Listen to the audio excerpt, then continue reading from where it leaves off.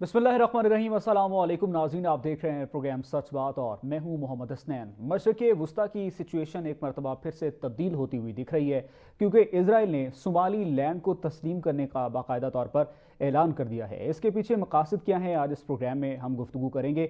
Donald Trump से सहाफ़ियों ने सवालात किए और उनके हमरा इजरायली नेतन्याहू भी मौजूद थे जब डोनाल्ड ट्रंप से उनसे सवाल किया जाता है कि गज़ा अमन मंसूबे का क्या हुआ और इस हवाले से क्या तैयारियां चल रही हैं। तो उन्होंने कहा कि मैं इस बात का दाई हूं कि गज़ा को दोबारा डेवलप किया जाएगा और हम इस हवाले से तमाम तर कोशिशें जारी रखे हुए हैं। और गज़ा इस्तेहकाम फ़ोर्स के हवाले से भी उनसे सवाल होता है, जिसके ऊपर वो ये कहते हैं कि गज़ा इस्तेहकाम फ़ोर्स भी बनेगी, लेकिन उससे पहले हमास के हवाले से उन्होंने एक अहम बयान भी जारी किया। उन्होंने कहा कि हमास को डिसआर्म होना होगा, गैर मुसल्लह हमास को होना होगा। लेकिन वहीं पर अगर पाकिस्तान के स्टैंड की बात कर ली जाए, चूँकि गज़ा अमन इस्तेहकाम फ़ोर्स के ऊपर पाकिस्तान की जानिब से भी वोट दिया गया है, लेकिन पाकिस्तान ने ये शर्त आयद कर रखी है।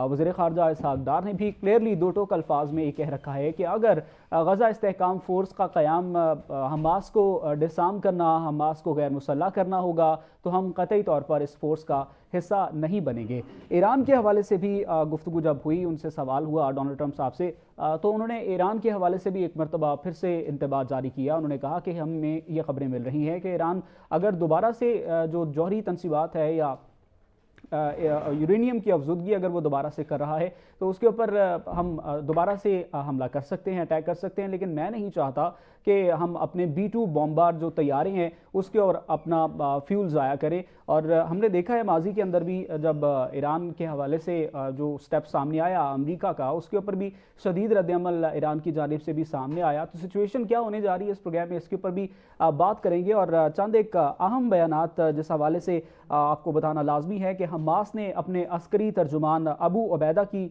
शहादत का भी ऐलान कर दिया है। अबू उबैदा कौन है, इस हवाले से इसकी हिस्ट्री जानना बहुत ज़्यादा ज़रूरी है। अबू उबैदा जो कि हुज़ैफ़ा सुमैर अब्दुल्ला अल-हुकूद, जो बरसों तक अबू उबैदा के नाम से पहचाने गए हैं, 1984 में सऊदी अरब में पैदा हुए, जहां उनका ख़ानदान हिजरत करके आया।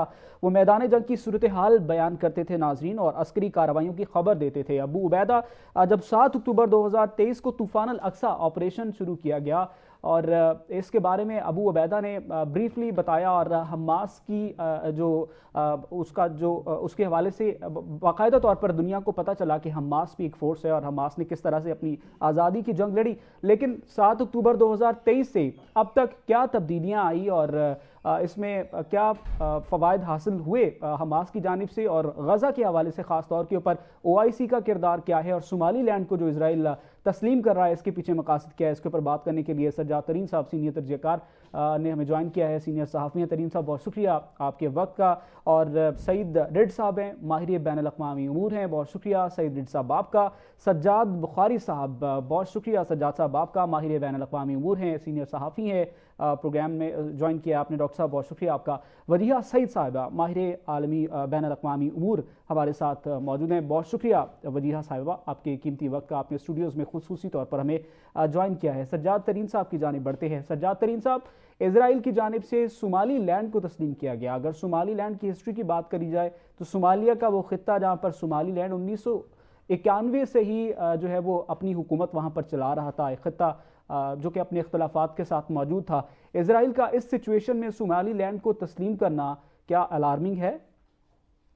देखिए, मैं समझता हूँ कि इसराइल जो है वो जो कुछ भी कर रहा है वो बुनियादी तौर पर CIA के ज़ेर साया कर रहा है, और जो कुछ वो करता जा रहा है और जो वो तस्लीम करता जा रहा है, ये CIA का प्लान है, और CIA वाले ही जो है सब कुछ इनको बता रहे हैं और ये कर रहे हैं। इसमें अमेरिका जो है ये पूरी तरह इन्वॉल्व है। तो मैं ये समझता हूँ कि इसके किसी भी अमल से ये सोचना कि इसकी को पॉजिटिव चीज होगी तो वो तो इम्कानात नहीं है, क्योंकि नेतन्याहू जब तक मौजूद हैं उस वक्त किसी भी चीज की, कोई भी ऐसी चीज जो हो रही है दुनिया में या अभी होने वाले हैं कुछ आगे चल के जो चीजें होंगी, उनसे ये हम अपनी हवाले से कोई बेहतरी देखें तो इसके इम्कानात बिल्कुल नहीं है और ना ये होंगे, क्योंकि इनकी अपनी एक पॉलिसी है, ये उसी पॉलिसी के तहत चल रहे हैं। और इसराइल के साथ अमेरिका बिल्कुल कंधे से कंधा मिला के खड़ा हुआ है, और कोई ऐसा काम नहीं है जो CIA और अमेरिका की بغیر کوئی منظوری کے یا بغیر ان کے علم میں لائے میں کیا گیا ہو. یہ سارا پلان وہی کرتے ہیں, وہی پلان کر کے ان کو دیتے ہیں, یا یہ خود پلان کر کے ان کو بتا دیتے ہیں کہ یہ ہم کرنے جا رہے ہیں, تو وہ ان کو کہتے ہیں کہ یہ آپ کر لیں. میں یہ سمجھتا ہوں کہ مسلمانوں کے لیے جو سب سے بڑا لمحہ فکری ہے وہ یہ ہے کہ کیا اگر کسی مسلمان ملک کی اگر کوئی فورس جائے گی, ہمارے تو نائب وزیر خارجہ صاحب نے بالکل واضح کہہ دیا ہے کہ ہماری جو فورس ہے وہ اگر وہاں غزہ میں جائے گی تو ہم صرف امن کے لیے جائیں گے, ہمارا کام حماس کو غیر مسلح کرنا نہیں ہے. لیکن یہ بڑی بدقسمتی ہوگی اگر دیگر مسلم ملکوں کی فوج وہاں جائے اور جا کے حماس کو غیر مسلح کرے, تو مطلب یہ تو وہی کام ہے جو نیتن یاہو کر رہا ہے, اور وہی کام پھر اگر مسلمان کریں گے تو میں سمجھتا ہوں اس سے بہت زیادہ مسائل پیدا ہوں گے, اور یہ مسائل جو ہیں پھر رکیں گے نہیں, یہ بہت آگے بڑھتے جائیں گے. اور جو مسلمان ملک وہاں غزہ میں جا کے حماس کو غیر مسلح کریں گے, ان حکمرانوں کے لیے اپنے ملکوں میں بھی مشکلات آ سکتی ہیں. اور یہ ایک میں سمجھتا ہوں کہ یہ جو خطہ ہے ایک دفعہ پھر مشکلات کا شکار ہونے جا رہا ہے. اور یہ جو کچھ ہے یہ بالکل ایک ایسی بات نہیں ہے کہ یہ امریکن کی مرضی سے نہیں ہو رہا. یہ نیتن یاہو جو کچھ کر رہا ہے یہ امریکن کی مرضی سے کر رہا ہے. صحیح. وجیہہ صاحبہ, اسرائیل کا صومالی لینڈ کو تسلیم کرنا کیا اشارہ ہے؟ دیکھیے حسنین, سیدھی سی بات ہے, اس بات کے پیچھے جو اسرائیل کے مقاصد ہیں وہ کسی سے ڈھکے چھپے نہیں ہیں. اور سجاد ترین صاحب کی بات کو میں سیکنڈ کرتے ہوئے کہوں گی کہ جو کچھ بھی ہوتا ہے یا تو اسرائیل کی طرف سے انیشیٹو لیا جاتا ہے یا یو ایس کی طرف سے, اور پھر دونوں ممالک اس کو امپلیمنٹ کرتے ہیں میوچل انڈرسٹینڈنگ کے ساتھ. ابھی آپ کو پتہ ہے گزشتہ ہفتے جو ہے اسرائیل کی طرف سے ایک وفد نے اور پینٹاگون کی طرف سے کچھ لوگوں نے مل جل کر اکٹھے صدر ٹرمپ کو ایران کے اوپر حملے کی بریفنگ دی اور ممکنہ نشانوں کے بارے میں بات کی. اور اس کے بعد آج جناب وہ ٹرمپ صاحب فرما رہے ہیں کہ اگر یہ ہوا تو ہم یہ کر دیں گے, وہ ہوا تو ہم وہ کر دیں گے. تو یہ تو صومالی لینڈ کا ایشو ہے, آپ دیکھیے کہ اس کو دنیا کے کسی ملک نے آج تک تسلیم نہیں کیا. ایک ملک کے اندر ایک چھوٹا سا علاقہ, ایک چھوٹی سی جو فورس ہے, انہوں نے کچھ علاقوں پہ قبضہ کر کے جیسے اپنا جو ہے وہ ایک بنا رکھا تھا. اور یہ صومالیہ کا اندرونی معاملہ ہے اور یہ ان کے کنٹرول میں بھی آ سکتا ہے, کسی بھی وقت یہ چیز ختم بھی ہو سکتی ہے اگر وہ اس کو فل سپورٹ دیں, فل فورس کے ساتھ اس کو ختم کریں. ایک تو یہ کہ یہ اندرونی جو مسائل ہیں کسی ملک کے ان کو ابھارنا, اور خاص طور پر افریقہ کے اندر جہاں آلریڈی بے شمار مسائل اس وقت موجود ہیں. عالمی دنیا کی اور عالمی ذرائع ابلاغ کی نظریں افریقہ پر نہیں ہیں. آپ دیکھیے چین کا جو بیان آیا اس بارے میں, چین نے کیا کہا کہ کسی ملک کے اندرونی مسئلے کو صرف اس لیے کرنا کہ اپنے جو ہے ناجائز جو آپ کے عزائم ہیں ان کو ترویج دی جا سکے, یہ انتہائی غلط بات ہے. چین نے بڑا سخت موقف اختیار کیا. یوزلی چائنا کی طرف سے اتنا سخت موقف نہیں آتا, لیکن آج صومالی لینڈ کے اس ایشو کے اوپر چائنا کی جو ہے جو ان کی وزارت خارجہ کہہ لے ان کی طرف سے جو بیان آیا ہے وہ میں ابھی پڑھ رہی تھی, اور پاکستان کی طرف سے بھی اس کی جو ہے وہ کر دیا گیا ڈینائل کہ اس چیز کو کوئی ایکسیپٹ نہیں کرے گا. دنیا بھر کے مختلف ممالک اس کے خلاف ہیں کیونکہ ایسا کوئی وہاں پر ابھی تک, دیکھیے پاکستان میں بیٹھ کر تو آج بہت سارے لوگوں کو پتہ چلا ہوگا کہ صومالی لینڈ بھی کوئی چیز ہے, اس سے پہلے لوگوں کو معلوم ہی نہیں تھا. تو یہ چیزیں جو ہے نا, یہ جان بوجھ کر مسائل کریٹ کرنا اور اب مشرق وسطیٰ کے ساتھ ساتھ افریقہ تک جنگ کو پھیلانا, یہ نظر آ رہا ہے کہ اس کے اوپر جو ہے کام شروع کر دیا گیا. صحیح. ڈاکٹر صاحب اتفاق کرتے ہیں وجیہہ صاحبہ اور ترین صاحب نے بھی جیسے اس کے اوپر گفتگو فرمائی, شرارت کرنے کی کوشش کر رہا ہے اسرائیل؟ بہت شکریہ آپ کا. دیکھیں, ایک تو یہ بات ہمیں سمجھنی ہے کہ یہ جو ہیجمونک یا ایکسپینشن کا جو ڈیزائن ہے اور نیتن یاہو کا جو ایک آئیڈیالوجی ہے, اس میں اس کی توسیع پسندانہ سوچ جو ہے وہ صومالی لینڈ تک اس لیے پہنچی ہے کہ اس نے بہت سارے ایون کہ ترک جو ہیں یا ترکیہ جو ہے اس کے لیے بھی مشکلات پیدا کرنی ہیں. یہ سمجھنے کی ضرورت ہے کہ صومالی لینڈ جو ہے وہ افریقہ کا سب سے غریب ترین جو ہے وہ ملک ہے, 2 کروڑ غالباً شاید اس کی آبادی, اور اس کا جو دوسرا بڑا شہر ہے ترجیس, جہاں پر ایک تحریک جو ہے 1991 سے جنہوں نے گو کے ایک اعلان کر دیا تھا. تو اس کا مطلب تو یہ ہے کہ پھر ہمارے پڑوس میں جو ہے وہ 7 سسٹر اسٹیٹس جو ہیں ان کو پھر تسلیم کرنا شروع کر دیں. پھر اس کا مطلب یہ ہے کہ ہم تریپورہ کو بھی تسلیم کر لیں, پھر ہم ناگالینڈ میزورام کو بھی کر لیں, پھر ہم لداخ کو بھی کر لیں, پھر سب کو کرنا شروع کر دیں. تو یہ ایک غلط پریسیڈنٹ سیٹ کیا جا رہا ہے. کسی کی خود مختاری پہ یہ حملہ ہے, کسی ملک کی ساورینٹی پر, اس کی ٹیریٹوریل انٹیگریٹی پر یہ ڈائریکٹ وار کیا گیا ہے. کیونکہ آپ کو پتہ ہے صومالیہ جو ہے اس کے بیشتر جو شہر ہیں وہ سمندر پر ہیں, ساحلی شہر ہیں ان کے. اور یہ بھی ہمیں پتہ ہونا چاہیے کہ صومالیہ آج کی بات نہیں ہے. یہ کہنا ابھی یہاں پہ مجبوری ہے، بلکہ کیا کہیں ضروری بھی ہے لوگوں کو بتانے کے لیے کہ عربوں کی آپس کی جو چپکلش ہے اس نے افریقہ کے مسلمانوں کے لیے ہمیشہ مشکلات پیدا کی ہیں.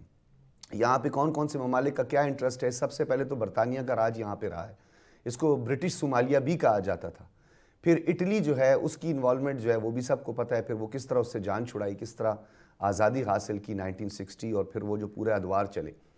اب ہم نے یہ سمجھنا ہے کہ یہ جو اس کا ہیجمونک یا ایکسپینشن کا ڈیزائن ہے وہ گریٹر اسرائیل کا ہے. اب وہ گریٹر اسرائیل میں مشرق وسطی کے تو تمام ممالک شامل ہیں، لیکن اس میں وہ ممالک بھی شامل ہیں بدقسمتی سے جو کہیں نہ کہیں ان کے ساتھ اچھے تعلقات، سفارتی تعلقات بھی استوار کیے ہوئے ہیں، جو کہ آنے والے دنوں میں مزید مشکلات پیدا کریں گی.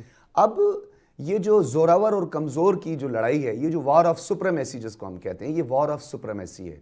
یعنی آپ طاقت کے بلبوتے پر کہیں پہ بھی قابض ہو جائیں، کسی کی آزادی کی ایک چھوٹی سی تحریک ہو، چاہے اس کی کوئی قانونی وہاں پہ حیثیت نہ ہو، کوئی ریکگنیشن نہ ہو، تو آپ اس کو ریکگنائز کرنے کی کوشش کریں.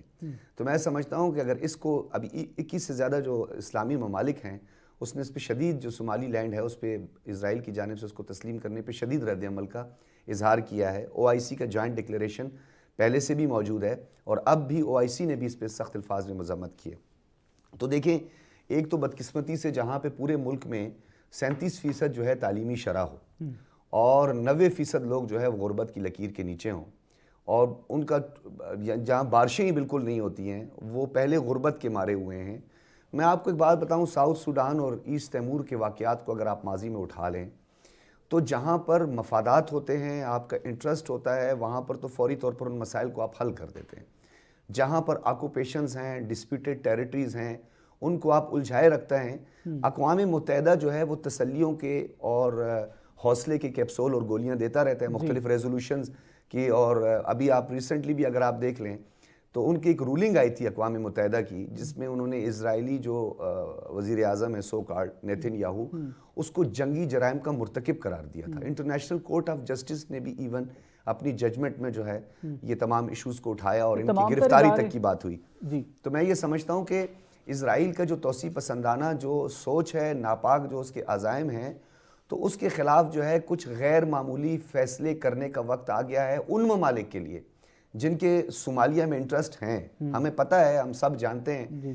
تو ان کو بھی یہ چاہیے کہ کم سے کم وہ وسیع تر مفاد میں وڈرا کریں اس حوالے سے، اور صومالیہ کی جو ٹیریٹوریل انٹیگریٹی ہے اس پر جو ہے کسی قسم کا سمجھوتا نہ ہونے دیں. اسرائیل تو اپنا کام کرے گا، اس کے تو عزائم ہیں، اس نے تو گریٹر اسرائیل سو کارڈ بنانا ہے، بچے گا اس کے پاس کچھ بھی نہیں جو اس کی جو سوچ ہے.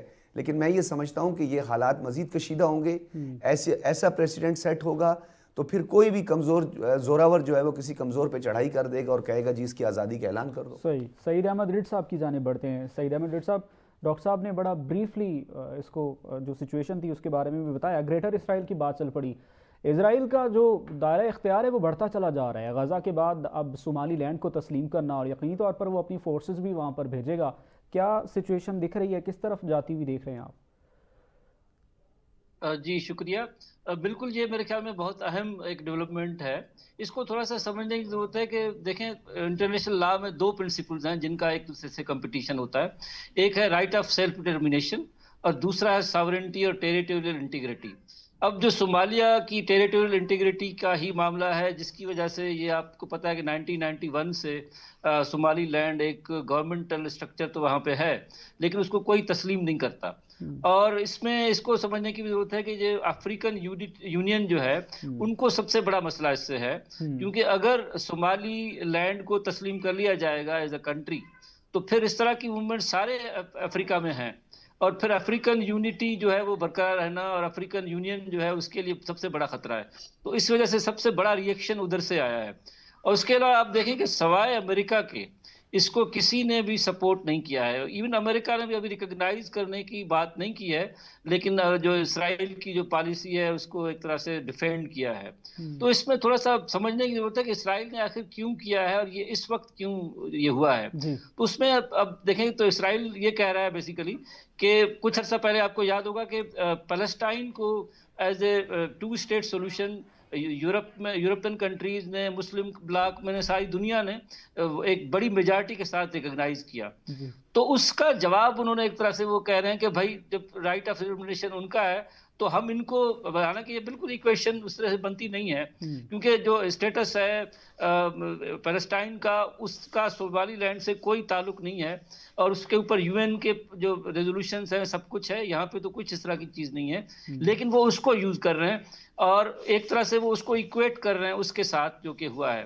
اور دوسرا اس میں جو اسٹریٹجک اس کی امپورٹنس ہے اس کو بھی سمجھنا میرے خیال میں بہت ضروری ہے، کیونکہ یہ جو صومالی لینڈ کا جو علاقہ ہے یہ بیسیکلی گلف آف ایڈن کے بالکل جو ہے دہانے پر ہے اور ریڈ سی کے بھی دہانے پر ہے، تو اس کو بیسیکلی اسٹریٹجیکلی بہت امپارٹنٹ ہے۔ اور یہاں سے کیونکہ جو غزہ ہے، غزہ کی جو سپورٹ جاتی ہے، جو جس طرح سے غزہ میں جو حماس کی جو اسٹرگل رہی ہے اس میں ان کو جو سپورٹ، انٹرنیشنل سپورٹ جاتی ہے وہ اسی راستے سے جاتی ہے۔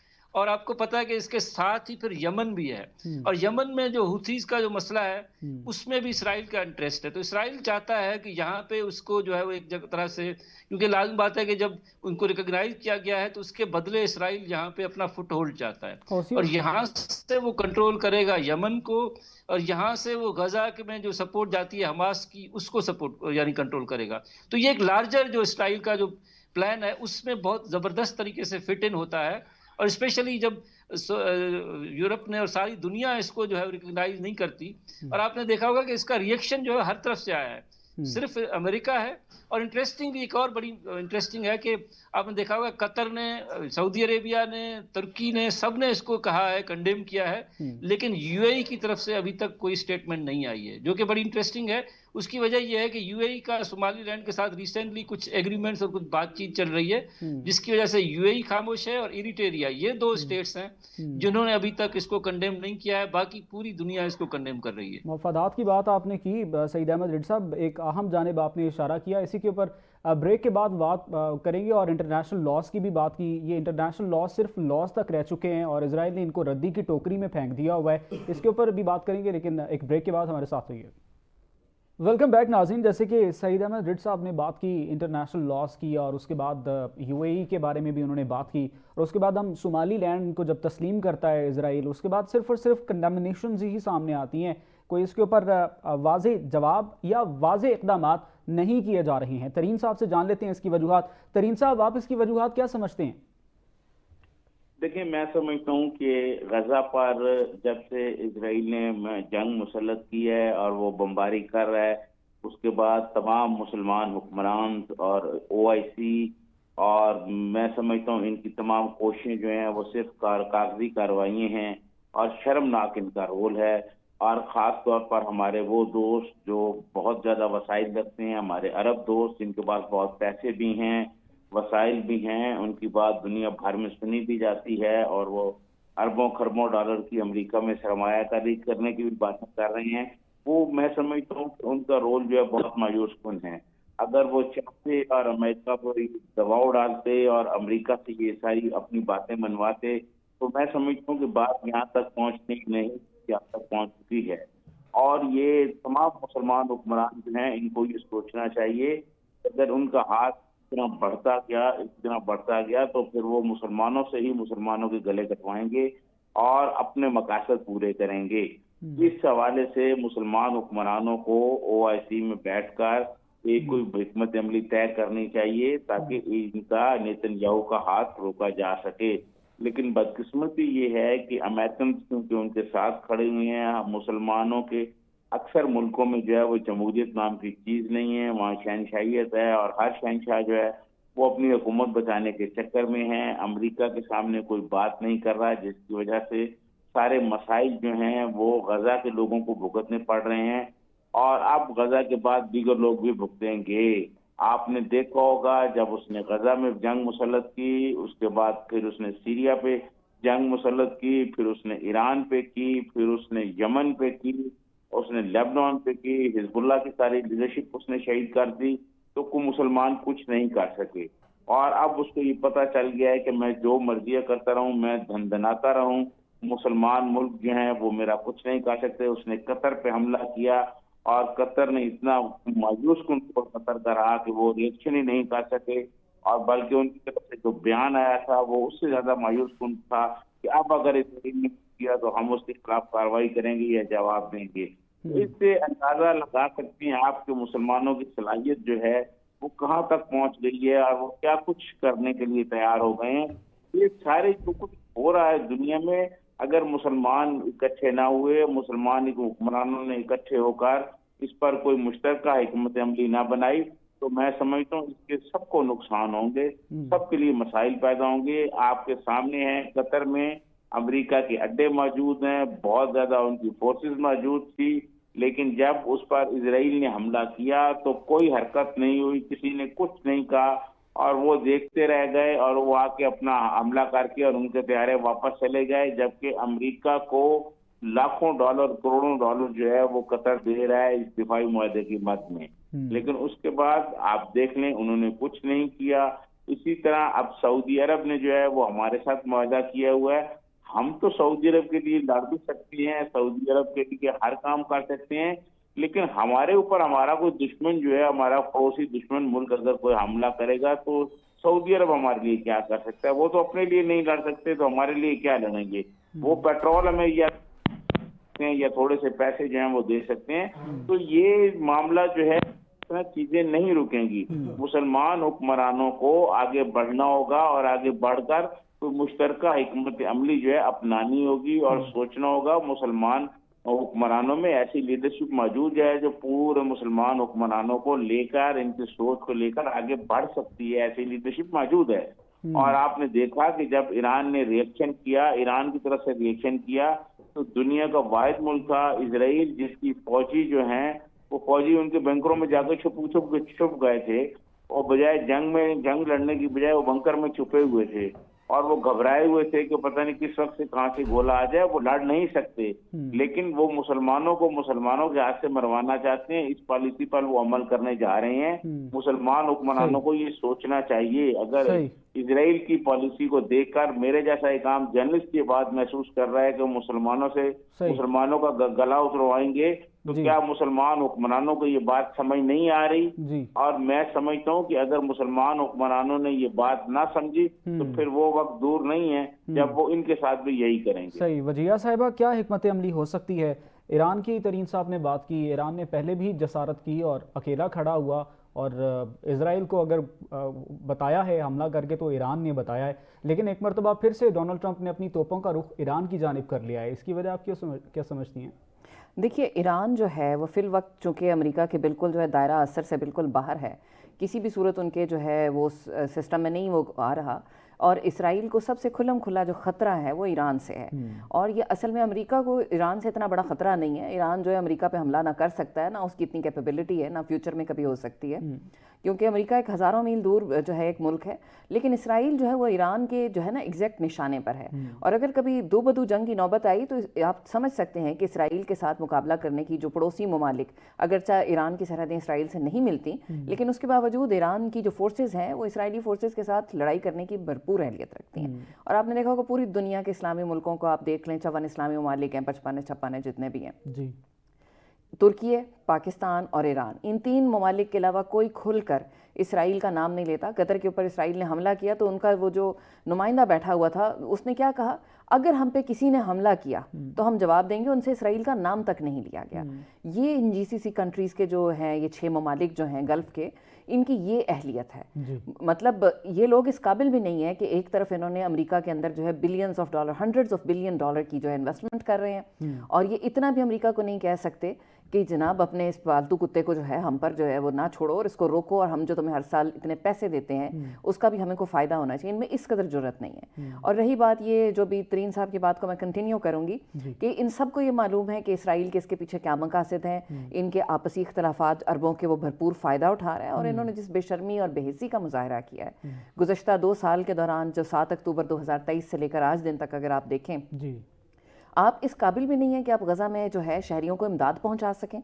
आप अमेरिका को मजबूर नहीं कर सके कि भाई अगर तुम इसराइल को नहीं रोकते तो हम तुम्हारे यहाँ इन्वेस्टमेंट ख़त्म कर सकते हैं। मतलब बंदा कुछ तो प्रेशराइज करने की अहलियत रखता है। इन्होंने ज़बानी कलामी भी एलामिया जारी तक नहीं कर सके। अगर चाहे एलामिया जारी करना कोई बड़ा कारनामा नहीं होता, लेकिन वो कहते हैं ना कि وہ کمزور ترین حصہ اگر ایمان کا کہہ لیں اس کو، یہ اس لیول پر بھی نہیں ہے. رہا پاکستان، تو پاکستان ابھی خود جو ہے فائنینشلی بہت زیادہ کرائسس میں ہے. ٹھیک ہے، ہماری قیادت کو اچھی طرح اس کا ادراک ہے کہ ہمیں کیا کرنا ہے اور ہم کن اطراف سے گھیرے جا رہے ہیں اور مسلم امہ کو کیا مسائل درپیش ہیں، لیکن پاکستان اکیلا یہ سب کچھ کرنے کی اہلیت نہیں رکھتا جب تک اتحاد نہ ہو، خاص طور پہ عرب ممالک بھی متحد نہ ہو. اتحاد کی میڈم آپ نے بات کی، غزہ استحکام فورس کا تو پاکستان حصہ بننا چاہتا ہے، لیکن ڈونلڈ ٹرمپ تو یہ بیان دیتے ہیں کہ حماس کو پہلے ڈسارم ہونا ہوگا. اگر ساتھ دینا ہے تو پھر غزہ استحکام فورس میں کیوں دینا ہے؟ ایران کا ساتھ دیجیے. دیکھیے آئی ایس ایف کے بارے میں جب بات ہوئی تھی نا اس وقت شروع میں، تو میں نے بہت سارے پروگرامز میں کہا تھا کہ ہمیں اپنی فوج اس وقت تک نہیں بھیجنی چاہیے جب تک چیزیں واضح نہیں ہو جاتی. آپ کو یاد ہوگا چائنا نے جو بیانیہ دیا وہ یہی تھا کہ انہوں نے اس غزہ کے پیس پلان کو ریجیکشن جو دی تھی وہ یہی کی تھی کہ بہت ساری چیزیں واضح نہیں ہیں. دیکھیے اگر آپ حماس کو غیر مسلح کرنا چاہتے ہیں تو حماس کے اپنی طرف سے، ان کی قیادت کی طرف سے یہ بیان جو آن دی ریکارڈ موجود ہیں کہ وہ خود کو غیر مسلح کریں گے. پہلے کوئی فلسطینی اتھارٹی ہو، کوئی فلسطینیوں کی کوئی نمائندہ جو ہے ایک جماعت ہو یا ایک گروہ ہو جو اس کو سنبھالے. دوسری بات یہ کہ اسرائیل اپنی فوجوں کا انخلا کرے. اگر اسرائیل کی فوجوں کا انخلا نہیں ہو رہا تو حماس کو ڈسارم کرنے کا مقصد کیا ہے؟ سراسر جو ہے وہ فلسطینیوں کے جو ہے حق خود ارادیت کو مکمل طور پر ختم کر دیا جائے، فلسطینی جو ریاست ہے اس کا قیام جو ہے اس کو ایک خیالوں کی تک چھوڑ دیا جائے، ریالٹی سے اس کا کوئی تعلق ہی نہ رکھا جائے. اور میرے خیال میں پاکستان کے وزیر خارجہ نے یہ جو ہے آج کھل کر کہا ڈار صاحب نے کہ ہم یہ نہیں کریں گے، لیکن ریالٹی یہی نظر آتی ہے کہ اگر پاکستان یا دیگر ممالک اپنی فورسز وہاں بھیجتے ہیں تو ان کا واحد جو مقصد ہے امریکہ کی یا اسرائیل کی نظر میں وہ یہی ہے کہ کسی نہ کسی طرح حماس کو ڈسارم کیا جائے، جو کہ ہمارے لیے بالکل بھی مناسب نہیں ہے کہ ہم اس مسئلے کے اندر خود کو انوالو کریں. صحیح. ڈاکٹر سجاد بخاری صاحب اتفاق کرتے ہیں وجیہہ صاحبہ کی باتوں سے؟ ایران کی کوئی بات ہوئی، امریکہ اور ڈونلڈ ٹرمپ وہ پھر سے اپنی توپوں کا رخ کر رہے ہیں ایران کی جانب، کیا وجوہات دیکھ رہے ہیں؟ دیکھیں ایک بات انہوں نے کی، بڑی اہم بات انہوں نے کی کہ ایران جو ہے وہ اس وقت اسرائیل جو ہے اس کے نشانے پر ہے، کیونکہ امریکی مفادات کو تو نقصان نہیں پہنچ رہا. لیکن میں یہاں پہ تھوڑی سی وضاحت دیتا چلوں کہ ہسٹوریکل تناظر میں اگر ہم دیکھیں، تاریخی تناظر میں اگر ہم دیکھیں تو گو کہ ہم ایک طرف جو ہے مذہبی پہلو کو نظر انداز کر دیتے ہیں، اس کو ہم ڈیبیٹ کا حصہ نہیں بناتے، لیکن دوسری جانب جو ہے یہ عقیدہ بڑا اسٹرانگ ہوتا ہے. اور ایک پوری جیوش لابی ہے جو کہ امریکہ کی جو اکانومی ہے اس کو چلا رہی ہے، اس کو کیپچرڈ کیا ہوا ہے. تو ان کو اس خراسان سے بہت ایشو ہے. میں خراسان کہہ کے جو ہے وہ سجاد ترین صاحب میڈم بھی سمجھ گئی ہوں گے، یہ وہ ایک ایسا خطرہ ہے جو ہر وقت ان کے سر پر منڈلا رہا ہوتا ہے. امریکہ نے ابھی ریسنٹلی جو نیتن یاہو کے ساتھ ڈونلڈ ٹرمپ کی ملاقات ہوئی ہے اس کے بعد جو انہوں نے میڈیا ٹاک کی ہے، تو میں یہ سمجھتا ہوں انہوں نے اپنے عزائم کو کھل کر سامنے رکھ لیا. سجاد ترین صاحب ابھی کہہ رہے تھے کہ ہمارا جو ڈیفنس پیکٹ ہوا ہے ریاض کے ساتھ، سعودی عرب کے ساتھ، تو اگر ہم پہ جنگ مسلط ہوتی تو ہمیں کیا دیں گے؟ آپ کو پتہ ہے سجاد ترین صاحب ایندھن سے بڑا مسئلہ ہوتا ہے ایندھن کا. جب جنگ ہوتی ہے نا تو جنگ میں کہا جاتا ہے کہ بس ایندھن ختم نہ ہو، سلسلہ جاری رہے. تو یہاں پہ ایک تو ہیجمنی ہے آپ کے ڈالرز کی، ایک فاسل فیول کی، اور ایک اوپیک کنٹریز ہیں جو آئل پروڈیوس کرنے والے ممالک ہیں، اور اس میں سب سے بڑا نمبر جو ہے وہ سعودی عربیہ کا ہے. تو سعودی عربیہ جو تھا وہ اپنی اس اسٹریٹجک ایسٹ کو میں یہ سمجھتا ہوں، اور جو دیگر گلف کی کنٹریز ہیں وہ استعمال کر سکتے ہیں اب بھی اس صہیونی ریاست کے خلاف اور فلسطین پر جو ان کا قبضہ ہے.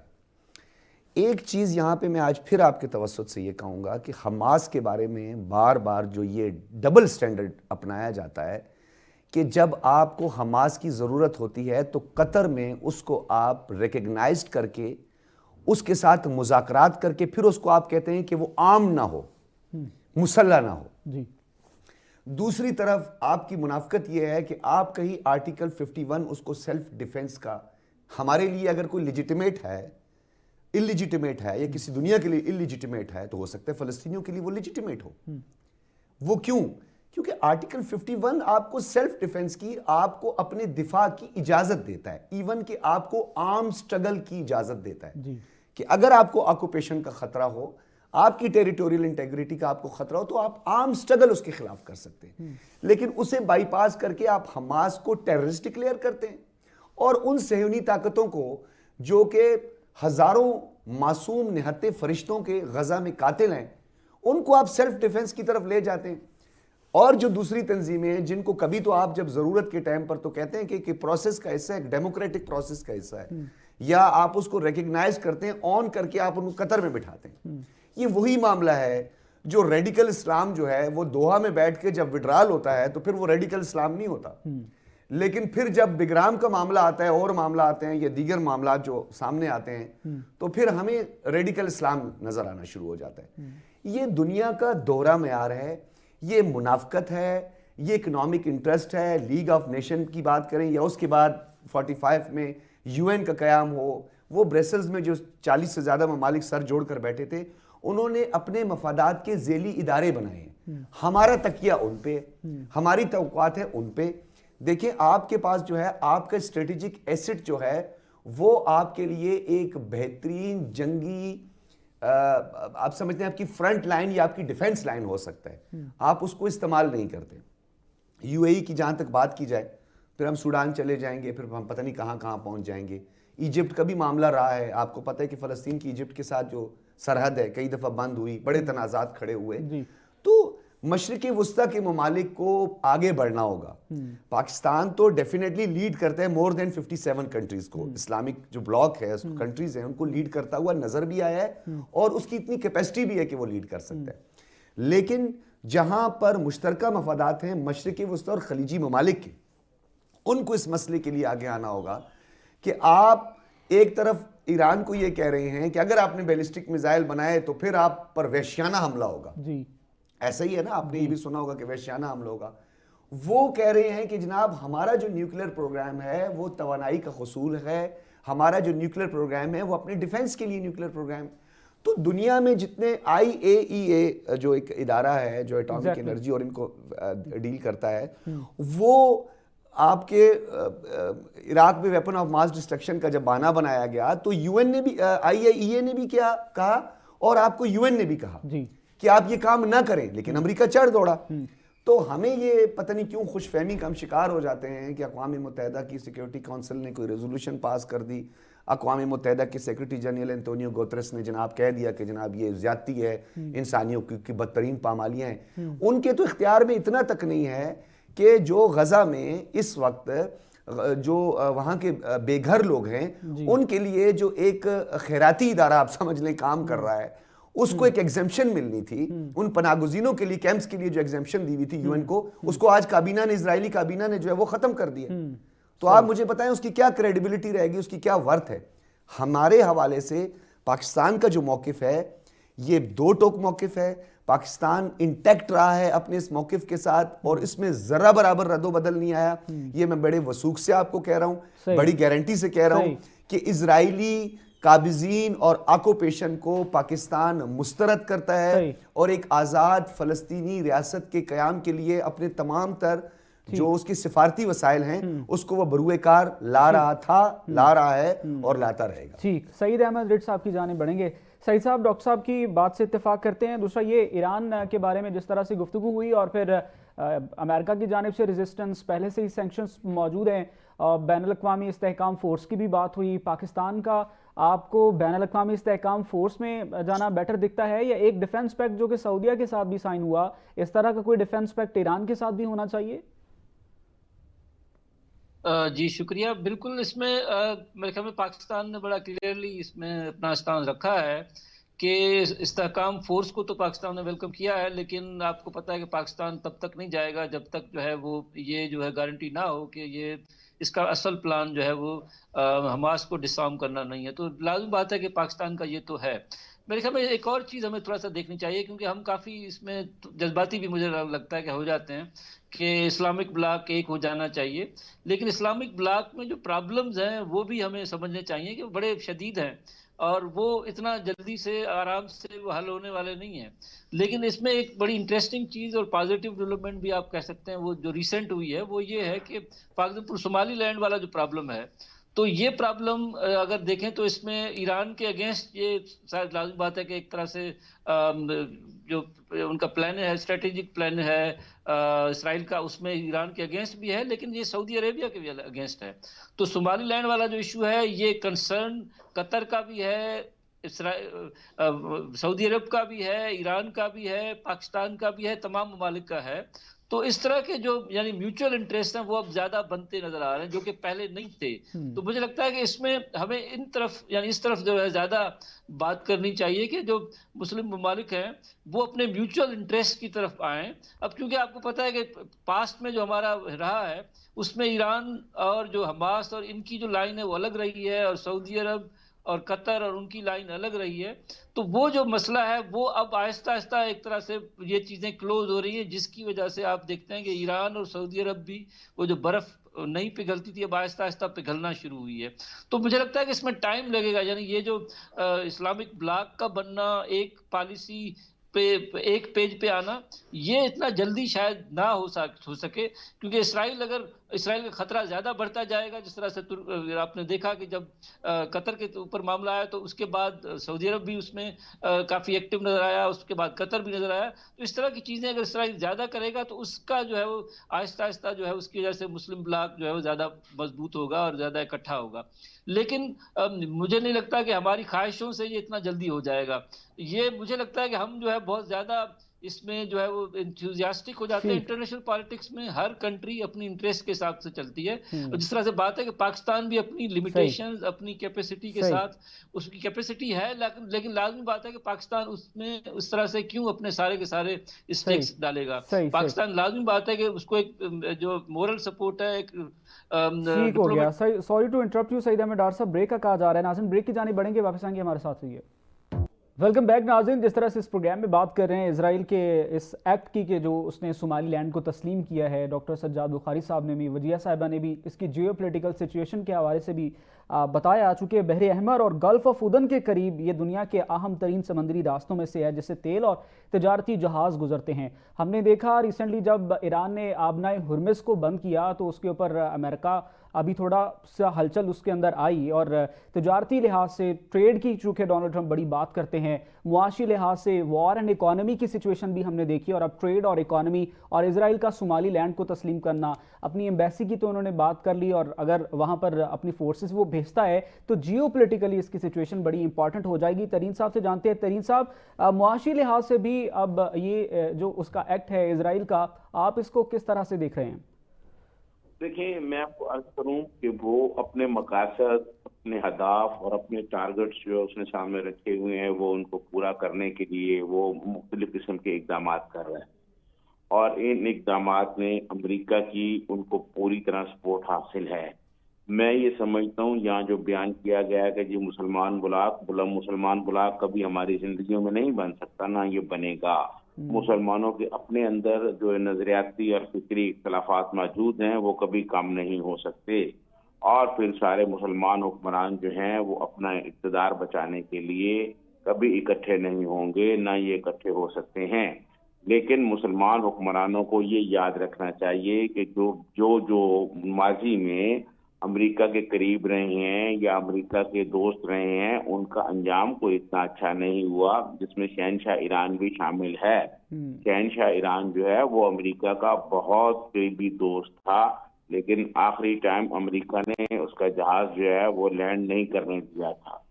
بات یہ ہے کہ یہ اس طرح کے جو اقدامات ماضی میں ہوئے ہیں اس سے مسلمان حکمرانوں کو کم از کم سبق سیکھنا چاہیے، اور کوئی مشترکہ حکمت عملی، میں یہ نہیں کہہ رہا کہ یہ کوئی بلاک بن جائے گا یا یہ ایک ہو جائیں گے یا یہ مل کے کوئی فیصلہ کریں گے، ایسا بالکل ممکن نہیں ہے. یہ اپنے مفادات کے لیے ایک دوسرے کو استعمال بھی کریں گے. ماضی میں بھی کرتے رہے مسلمان حکمران ایک دوسرے کو، اب بھی وہ کریں گے، لیکن کم از کم نیتن یاہو کا ہاتھ روکنے کے لیے ان کو اکٹھا ہونا چاہیے. نیتن یاہو جو ہے اس نے جو کچھ کیا ہے، اس کے جو جرائم ہے، اس کا کہیں نہ کہیں تو سٹاپ ہونا چاہیے، کہیں نہ کہیں تو رکنا چاہیے. امریکہ جو ہے وہ پوری طرح اس کے ساتھ ہے، اور اب مسلمان حکمرانوں کو یہ دیکھنا چاہیے کہ اگر امریکہ بالکل اس کے ساتھ ہے اور وہ قطر پر جس طرح اس نے حملہ کیا اور باقیوں کو بھی اس نے دھمکیاں دیں، تو وہ ان کو وہاں سے امریکہ سے کم از کم اور کچھ نہیں وہ کر سکتے. تو امریکہ میں سرمایہ کاری تو نہ کریں نا، وہ جو اربوں خربوں ڈالر کی سرمایہ کاری کرنے جا رہے ہیں وہ تو نہ کریں. جی، سرمایہ کاری کی آپ نے بات کی، سعودی ولی عہد کا بھی دورہ ہم نے دیکھا، پاکستان کی بھی بات کی، پاکستان کی بھی تعریفیں کرتے ہوئے دکھائی دیتے ہیں، فیلڈ مارشل صاحب کی بھی تعریفیں. تو یہ جب دونوں ممالک وہاں پر جاتے ہیں، ڈونلڈ ٹرمپ سے بات کرتے ہیں، تو کیا قائل نہیں کر پاتے ہیں نیتن یاہو کے بارے میں؟ دیکھیں میں آپ کو عرض کروں کہ وہ یقیناً پاکستان کے حکمران تو اپنا پوائنٹ آف ویو رکھتے ہوں گے ٹرمپ کے سامنے، اور مجھے یقین ہے ایم بی ایس بھی اپنا پوائنٹ آف ویو رکھتے ہوں گے، لیکن ٹرمپ جو ہے وہ ان کے سامنے کوئی ہمارا بھی پوائنٹ آؤٹ ویو یا کسی اور کا بھی قابل قبول اس لیے نہیں ہو سکتا کہ وہ جو کچھ اسرائیل کر رہا ہے اس سے وہ خود قرار ہے، وہ اس کی منشا پوری طرح شامل ہوتی ہے، یہ نہیں ہوتا کہ اس کی پوری طرح منشا شامل نہ ہو۔ آپ یہ دیکھیں کہ جب ایران نے ریئیکشن شروع کیا تو ایران جو ہے وہ اسرائیل سے کنٹرول نہیں ہو سکا، تو اس نے B-2 بمپر اپنے بھیج دیے امریکہ نے، اور کہنے لگا یہ ہمیں تو پتہ نہیں کس نے کس پہ حملہ کیا، پہلے جتنے بھی حملے ہوئے ایران کے یا ایران نے کوئی ریئیکشن کیا تو وہ کہتا ہے ہمیں نہیں پتا تھا، تو پھر B-2 بمپر تو اس کے آئے تو وہ اسرائیل کے لیے آئے تھے نا، تو یہ وہ بالکل ان کے ساتھ کھڑا ہے اور وہ کوئی بات ماننے کے لیے کسی کے لیے تیار نہیں ہے، اور ٹرمپ ایک ایسا آدمی جو صبح اور بات کرتا ہے شام کو اور بات کرتا ہے، اس پر کیا اعتماد کیا جائے؟ وہ تو جب ہماری بھی تعریفیں کرتا ہے تو مجھے خطرہ پیدا ہو جاتا ہے کہ اس تعریفوں میں بھی کوئی ہمارے ساتھ ہاتھ تو نہیں کرنے والا، کیونکہ جو امریکن صدر اس وقت جو صدر ہے ٹرمپ، اس کی شخصیت ایسی ہے کہ وہ کسی وقت کسی کے بارے میں تعریف کر سکتا ہے، اگلے دن کوئی اور بات کہہ سکتا ہے، تو لہذا ان کی تعریفوں سے بھی میرے خیال خوش ہونے کی ضرورت نہیں ہے، اور یہ جن کی تعریفیں کرتے رہے ہیں ان کے ساتھ جو یہ ماضی میں کرتے رہے ہیں وہ میں نے آپ کو ان کی مثالیں دے دی ہیں، تو یہ اگر مسلمانوں کے درمیان نہ تو کوئی بلاک بن سکتا ہے نہ یہ ایک ہو سکتے ہیں، یہ کم از کم اپنے کم سے کم جتنے اختلاف جتنے نکات پر کم سے کم نکات پر جتنے یہ جمع ہو سکتے ہیں یا ایک پالیسی بنا سکتے ہیں یا ایک موقف اختیار کر سکتے ہیں وہ ان کو کم از کم کرنا چاہیے، اور یہ جو مسلمان حکمران اور کچھ نہیں کر سکتے تو وہ جو اربوں خربوں ڈالرز کی وہاں سرمایہ کاری کر رہے ہیں امریکہ میں وہ تو کم از کم روک دینا، اس کا تو بائیکاٹ کر دیں کہ یہ ہم سرمایہ کاری نہیں کریں گے، لیکن ایسا نہیں ہوگا، وہ یہ سرمایہ کاری اس لیے کر رہے ہیں کہ ان کو اپنا اقتدار بچانا ہے، وہ اپنا اقتدار بچانے کے لیے یہ سارا کچھ کرتے جا رہے ہیں، اور ان کی یہ کوشش ہے کہ باقی جو جتنا ٹائم ٹرمپ کا رہ گیا ہے وہ اسی طرح کو پیسے ویسے اس کو دے کے گزارا جائے اور آگے نکالا جائے، کیونکہ وہ کسی وقت کسی کے بارے میں کوئی پالیسی جو ہے وہ چینج کر سکتا ہے۔ آپ کو یاد ہوگا ڈونلڈ ٹرمپ کا ایک بیان موجود ہے جو اس نے سعودی عرب کے بارے میں دیا تھا کہ اگر ہماری ان کو حمایت حاصل نہ ہو تو یہ جو حکمران خاندان ہے یہ 2 گھنٹے اقتدار میں نہیں رہ سکتا، یہ تو ریکارڈ پر باتیں ہیں، تو ہر آج مسلمان حکمران جو ہے وہ اپنا اقتدار بچانے کے لیے یہ سارا کچھ کر رہا ہے، یہ ٹھیک ہے، لیکن کم از کم نکات پر جو ہے وہ جتنے بھی کم نکات ہو سکتے ہوں ان پر جمع ہو کے ایک پالیسی بیان دینا چاہیے کہ مسلمان یہ چاہتے ہیں، پریکٹیکلی پاسبل ہے یا نہیں ہے؟ پریکٹیکلی پاسبل نہیں ہے یا نہیں ہے، یہ بہت بڑا سوال ہے۔ ودیعہ سعید صاحبہ، ترین صاحب کی گفتگو آپ نے سنی، سرمایہ کاری بھی کرنی ہے، وہاں پر دوگلے ہمارے مفادات بھی ہیں، ہم چاہتے ہیں کہ امریکہ کے ساتھ بھی ہمارے تعلقات اچھے نہیں بہت اچھے ہوں، وہاں پر ایران کے ساتھ بھی اچھے تعلقات رکھنے ہیں، سینکشنز بھی موجود ہیں ایران کے اوپر، اور سرمایہ کاری اور یہ جو سلسلہ ہے کہ اگر آپ نے اپنی بات منوانی ہے اور سرمایہ کاری سے پیچھے ہٹ سکتا ہے پھر؟ دیکھیے سیدھی سی بات ہے حسنین کہ دنیا کی جتنی بھی جو خارجہ پالیسی ہوتی ہے نا وہ ملکوں کی مفادات پر مبنی ہوتی ہے، اس میں کسی قوم سے نہ ہمارا مذہب کا رشتہ ہوتا ہے نہ کسی قوم کے ساتھ ہمارا محبت کا یا رشتہ داری کا رشتہ ہوتا ہے، ہم اپنے مفادات کو دیکھتے ہیں، پہلے اپنے ملک کا مفاد، اپنے معاشی مفادات، اور اس کے بعد ہم دیکھتے ہیں کہ ہاں بھئی اس کے عوام پر اور ہماری حکومت پہ کیا اثر پڑیں گے۔ ظاہر سی بات ہے جو بھی حکمران طبقہ ہوتا ہے چاہے وہ پاکستان کا ہو، سعودی عرب کا ہو، امریکہ یا اسرائیل کا ہو، ایون ان کو پہلے اپنی حکومت اور اقتدار بچانا ہوتا ہے اور اپنا فائدہ دیکھنا ہوتا ہے، اس کے بعد جو ہے وہ کسی ملک کے ساتھ دوستی یا دشمنی کا فیصلہ کرتے ہیں۔ اب آپ دیکھ لیجئے حالیہ جو جنگ ہوئی تھی ایران اور اسرائیل کی، اس کے بارے میں کہا جا رہا تھا کہ پاکستان اور ایران کے تعلقات کتنے خراب ہیں، لیکن جس وقت ان کی پارلیمنٹ سے تشکر پاکستان کے نعرے دیکھے اور پوری دنیا کو احساس ہو گیا کہ یہ اس وقت تو لگ ہی نہیں رہا کہ ان کے بیچ کبھی کوئی غلط فہمی بھی موجود تھی۔ اور اسی طرح آپ نے دیکھا دنیا میں بہت سارے ممالک نے جن کے بارے میں کہا جاتا تھا کہ شاید وہ اسرائیل جو ظلم و ستم غزہ میں کر رہا ہے اس کے اوپر کوئی بولے گا، کسی کی ایک چوں تک کی آواز نہیں آ سکی، کوئی چھوٹی چھوٹی آوازیں ابھری تو وہ بھی پاکستان سے اور ایران سے، یا ترکیہ دیکھ لیں، ترکیہ جو ہے وہ پیرلل رولز میں چل رہا ہے، ایک طرف اس نے اسرائیل کے ساتھ تجارت بھی کر رکھی ہے، دوسری طرف اس کو کنڈیم بھی کر رہا ہے، تو اپنے اپنے مفادات کی جنگ ہے۔ اور یہ جو عرب ممالک ہیں یہ جو خربوں ڈالر کی انویسٹمنٹ امریکہ میں کر رہے ہیں، تو آپ دیکھیے گا امریکہ کے بارے میں جب مجھے یاد ہے جب میں بچپن سے میں نے نئے نئے کالمز پڑھنے شروع کیے یا کچھ، تو اس میں مجھے یاد ہے کہ ایک بڑے مشہور کالم نگار تھے، اللہ ان کو جنت نصیب کرے، تو انہوں نے لکھا تھا کہ امریکہ کے دانت کھانے کے اور دکھانے کے اور وہ جو محاورہ تھا نا وہ آج تک اس کے اوپر میں تحقیق کرتی ہے، اور مجھے ہمیشہ سے یہ وہ بات بالکل سچ لگی کہ تقریباً ہر ملک ہی اپنے مفادات کو ولیت دیتا ہے، لیکن امریکن جو پالیسی ہوتی ہے نا، یہ ہمیشہ 2-3 جو ہے پیرالل راز میں چل رہی ہوتی ہے. ایک طرف وہ جس چیز کی حمایت کر رہے ہوتے ہیں، دوسری طرف اسی چیز کو سبوتاژ کرنے کے لیے بھی پراپر پلاننگ چل رہی ہوتی ہے. تو آپ دیکھیے جس طرح انہوں نے افغانستان سے وہ گئے، جاتے ہوئے وہ $7 ارب کا اسلحہ کس کے لیے چھوڑ کر گئے تھے؟ کل کو اس اسلحے نے پاکستان کے لیے استعمال ہونا تھا، دہشت گردی میں استعمال ہونا تھا نا. تو یہ چیز ہے، اور وہ ہر ہفتے ان کو $40 ملین کا بھتہ کیوں دیتے تھے؟ یہ تو ٹرمپ نے آ کے بند کیا. تو ابھی آپ دیکھ لیجئے ہر چیز کا ایک پلان ہے. ابھی آج پاکستان کی حمایت ہوتی ہے تو کل پاکستان کو ڈی اسٹیبلائز کرنے کے پیچھے بھی آپ کو پتہ چلے گا. ہم کل کسی شو میں یہ بات کر رہے ہوں گے کس چیز کے پیچھے امریکن جو ہے وہ سازش یا ان کی جو پلاننگ ہے وہ موجود ہے. تو جو اس وقت جو ابھی سجاد صاحب نے بات کی کہ یہ اس سے باز آ جائے، مجھے نہیں لگتا، کیونکہ اگر یہ لوگ اگر امریکہ میں اتنی انویسٹمنٹ نہیں کریں گے، دیکھیے جو انویسٹمنٹ کا ریٹرن جو ہے جو انہیں امریکہ سے مل رہا ہے وہ دنیا کے کسی اور خطے سے نہیں مل رہا. تو ظاہر سی بات ہے، اور انہوں نے اپنے اقتدار کو بھی بچانا ہے اور پیسہ بھی حاصل کرنا ہے، تو یہ اس چیز سے ہٹیں گے نہیں. ڈاکٹر صاحب، سرمایہ کاری سعودی عرب کی جانب سے وسیع تر سرمایہ کاری کی جاتی ہے. دوگلے مفادات کی بات ہوئی. ڈونلڈ ٹرمپ جو پاکستان کے ساتھ بھی اچھے تعلقات رکھ رہے ہیں، سعودیہ کے ساتھ بھی، وہیں پر نیتن یاہو کے ساتھ بھی اچھے تعلقات. گریٹر اسرائیل کا جو اپنا منصوبہ ہے اسرائیل، اب اس کی جانب یہ ایک اور سٹیپ اس نے لے لیا ہے. پیچھے ہٹنا تو چھوڑ دیجئے، اب اسرائیل بھی آگے بڑھتا ہوا دکھ رہا ہے. ڈونلڈ ٹرمپ کا کریکٹر کس طرح سے دیکھ رہے ہیں کہ دونوں جانب اس کے مفادات، دونوں جانب سے وہ اچھی چیزیں لے کر چل رہا ہے، لیکن دوسری جانب جو اسرائیل کرتا چلا جا رہا ہے وہ بہت زیادہ خطرناک ہے.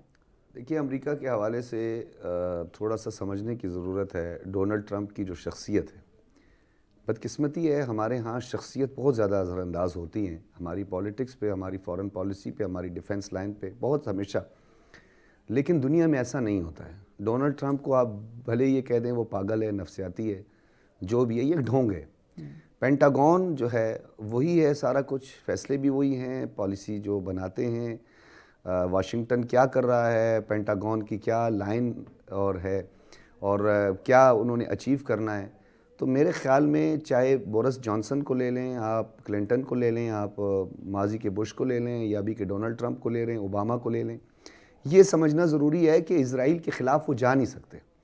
کیونکہ اسرائیل جو ہے اگر زیادہ اس کے خلاف کوئی سٹیٹمنٹ دے دیں تو ماضی میں ہیلری کی غلطی آپ کو یاد ہوگی، اوباما کی بھی ایک چھوٹی سی غلطی تھی، اس کا بھی اس کو خمیازہ بھگتنا پڑا. اور پھر جنسی ہراسگی جیسے الزامات جو ہے اور کرپشن کے سکینڈلز جو ہے ان کا سامنا کرنا پڑا. انہی ڈونلڈ ٹرمپ کو بھی سامنا کرنا پڑا، کیونکہ ڈونلڈ ٹرمپ بھی ماضی میں کچھ ناقد رہے ہیں، بلکہ حالیہ جنگ میں بھی انہوں نے تھوڑا سا اس کا اظہار کیا ہے، دبے الفاظ میں کیا ہے، لیکن پینٹاگون کی منشا شامل نہیں تھی.